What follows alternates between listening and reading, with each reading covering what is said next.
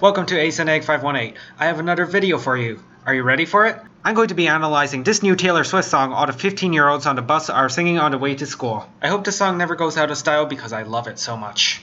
The rhythm I'm showing you here is actually a condensed version of what the song actually is. Usually these notes would be twice the length than what is shown here, but I really wanted to squish them to emphasize the patterns. Believe me when I say it has nothing to do with messing with your pretty little minds, not even a little. Let's take a look at the verse. The lines follow an AAAB pattern, both melodically and in terms of rhyming. To me, and I hope you agree, that she emphasizes these four notes, which falls on the beat of the measure.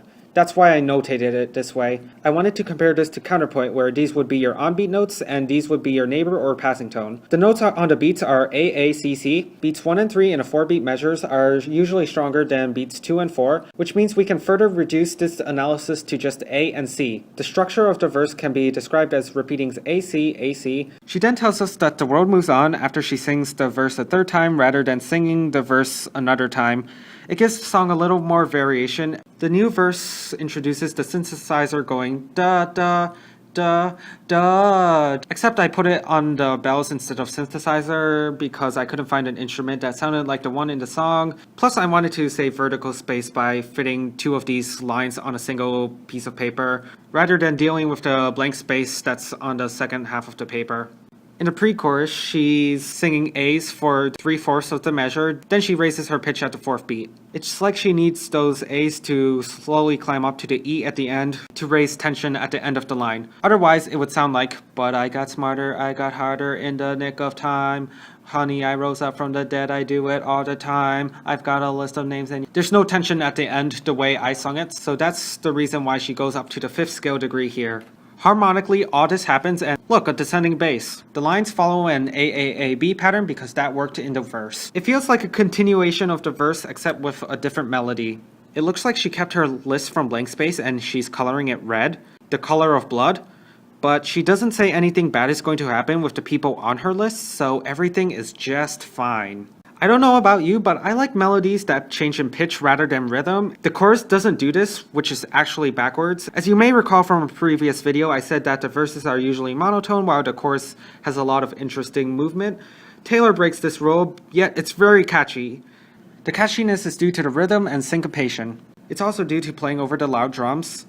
It plays on repetitions by emphasizing different words on each repetition, like look on the first time and you on the second. It's easy to see where she gets the title of the song from. One of the things I like about the song is the bridge. Taylor Swift has a good reputation when it comes to singing perfect fifths, and they sound really nice to me every time she sings it. She does this in the chorus of I Knew You Were Trouble. Yeah, they were perfect fifths. The bridge of the song is repeated 4 times, which makes it extra awesome. She's singing E's and A's. These are the root and fifth of the tonic chord in A minor. Since this is a perfect fifth, she's omitting the third, which is the indicator of major or minor. The first part of the bridge could lead to A major as well, so let's listen to it in major.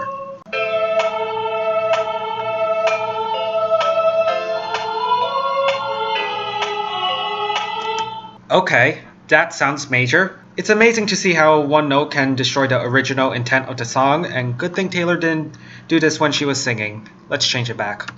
This is in melodic minor with the sharp 6 and the sharp 7. By the way, melodic minor is just a major scale with a flat 3, which is why this is the only note we needed to change to make it major. The raised 6 has a tendency to move up to the raised 7th, which has a tendency to move up to the tonic. I want to try something else now. Let's pretend this is harmonic minor with a regular 6. This has an interval of an augmented second going down and up. Okay, that was good, except that after playing this note, I kind of don't want it to go up anymore. I kind of want it to go down to the 5th scale degree. Let's have a listen to this. Okay, that sounds better and definitely blends into the music more than the previous example did. It's probably hard to sing this interval. It's probably why she had it like this originally. The last thing I want to say about the bridge is that the first half ends in scale degree 5 and the second half ends in scale degree 1. This is basic music theory and composition. After she jumps off the bridge, she dies. You can hear the chorus in the background with different instrumentals on each iteration. Also in the background you can hear a descending bass because it's all about the bass. Wait, wrong singer.